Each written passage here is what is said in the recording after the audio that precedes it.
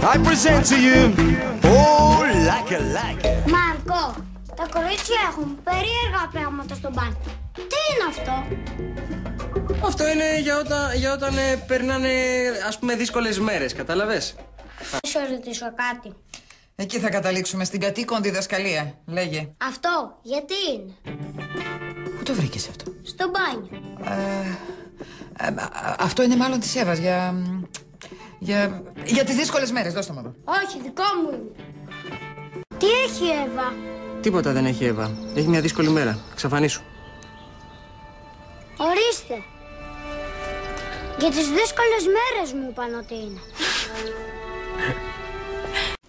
Μπαμπά, να σε ρωτήσω κάτι. Δεν υπάρχει περίπτωση να έρθει μαζί μας η Ιφηγένεια στο Παρίσι. Πάει και τελείωσε. Άλλο θέλω να σε ρωτήσω. Ρώτα με ελεύθερο ό,τι θέλεις. Εσένα το πουλί σου είναι μεγάλο ή μικρό? Κοίτα, σύμφωνα με τις τελευταίες μετρήσεις, τι λες, παιδί μου, φάει το φαγητό σου εκεί πέρα.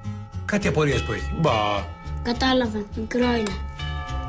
Τρώτε. Ναι, εσένα περιμέναμε. Μπαμπά, τι ξυρίζουν με τη ροζ μηχανή? Έχεις κάτι απορίες και εσύ ώρες. Ξυρίζουν οι κοπέλες τα πόδια τους. Και να μην ξαναπάρεις πράγμα των κοριτσιών. Άντε, μπράβο. Ροζ μηχανή, μου κάνει εντύπωση.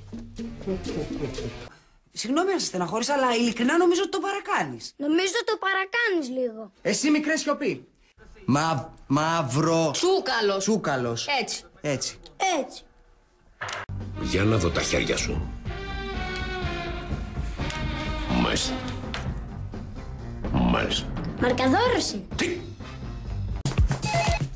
Ναι. Μπαμπά, είναι από την ασφάλεια. Πες ότι δεν είμαι εδώ. Δεν είμαι εδώ.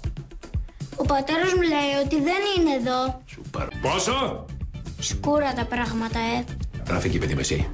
Εσείς εκεί θα μείνετε. Τι έγινε, αυτό ήταν? Δεν έχει άλλο? Τελείωσε? Τα λεφτά μας πίσω.